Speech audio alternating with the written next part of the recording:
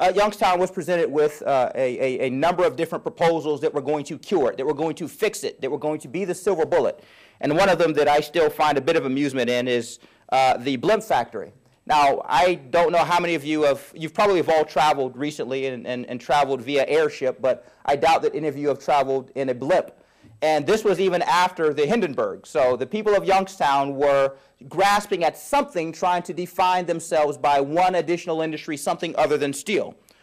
Well, that changed eventually. And I'm pleased to say that after 25 years of sort of wandering in the wilderness, the city of Youngstown and the Mahoning Valley did have an epiphany and did begin to find their soul once again, did begin to find their identity.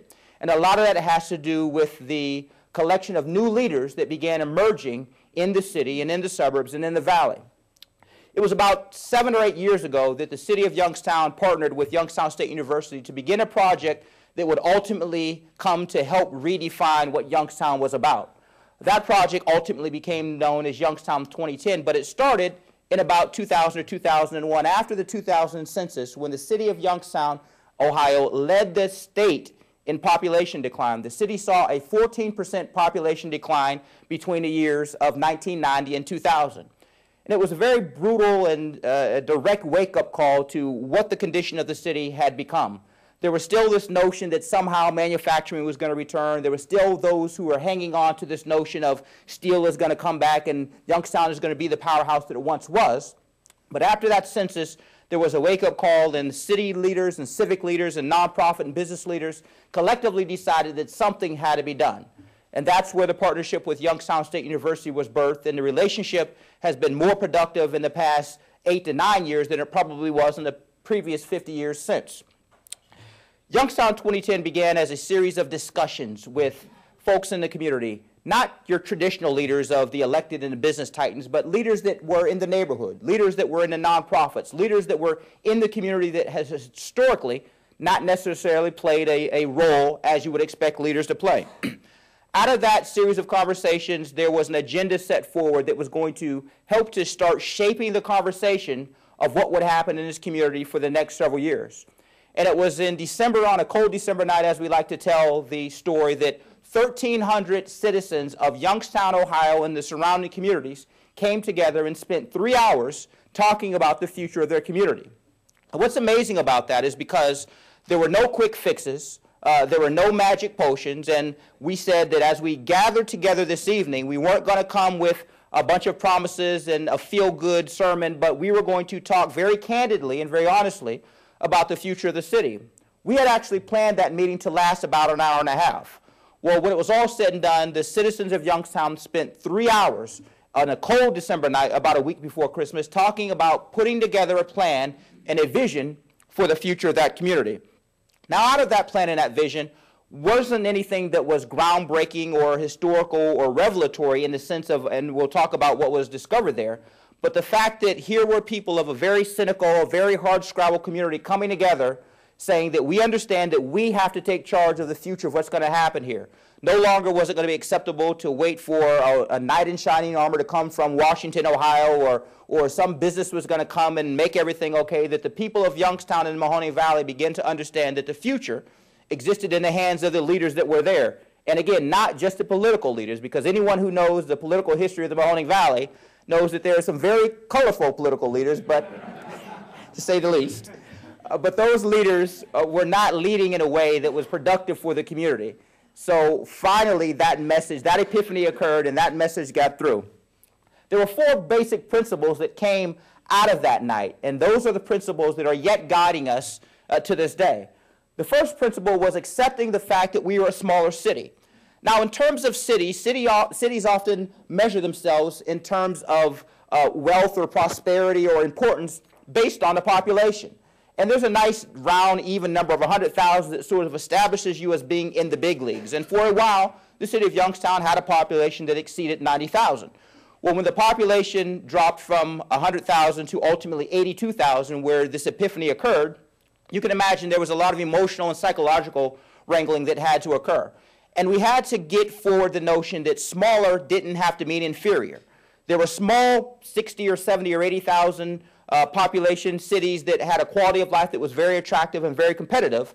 and we were operating as if we were a city of a significantly larger size. So that was the first notion that we had to get the people to accept, is that we were a smaller city, and that didn't mean that we had to be an inferior city.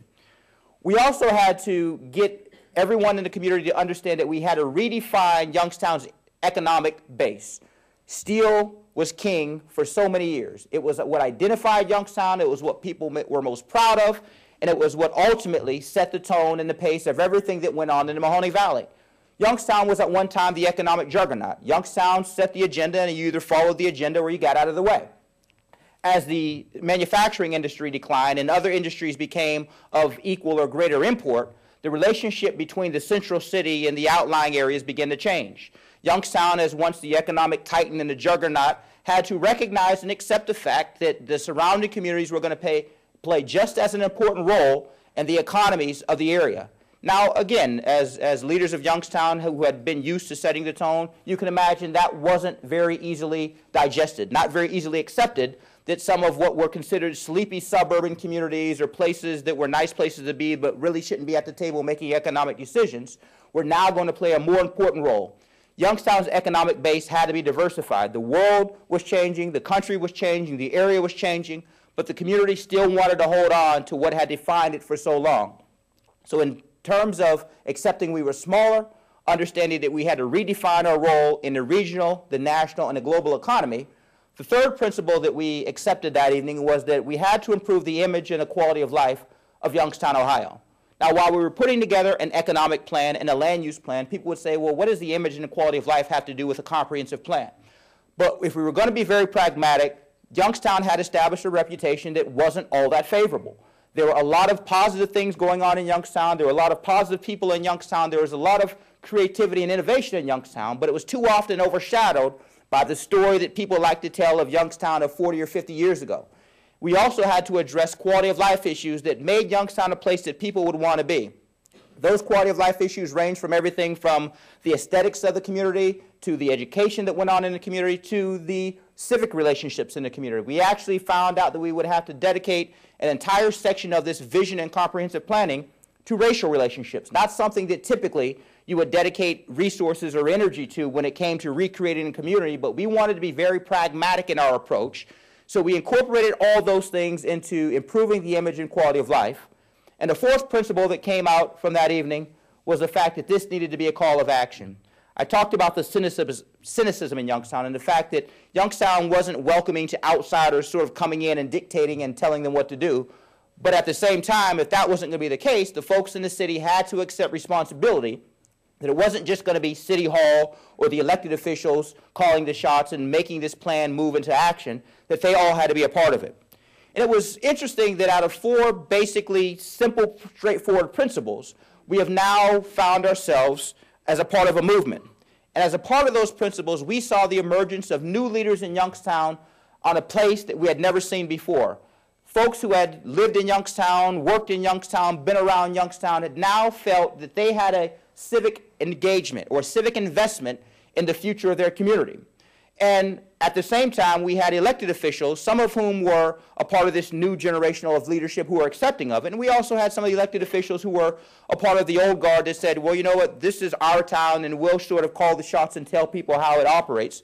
So as you can imagine, it caused a little bit of friction. But in this instance, that friction was good, because it meant people were starting to become engaged and take on leadership roles in the community that they had not taken on before. Part of what we've seen is the formation of new partnerships. I talked about Youngstown State University, very much helping to lead the role in terms of redefining Youngstown. We were also amazed by the feedback that we got, because the implications that were going on in Youngstown had far-reaching implications in terms of other cities in Ohio, whether it was Columbus or Cleveland or Akron or Toledo or Dayton. We got inquiries from other cities across the country, from Buffalo, New York, from Detroit, Michigan, from New Orleans, Louisiana. And New Orleans found itself in a similar condition of shrinkage and contraction, not necessarily because of the loss of industry, but because of a natural disaster. But the principles and the things that we were learning in Youngstown were applicable even in larger cities that were well more established. What was really surprising is that we got a lot of inquiries from countries in Europe and Asia. There were discussions of China. When we think of China, we think of the rise of China and the global boom and the economic boom, but as we came to learn,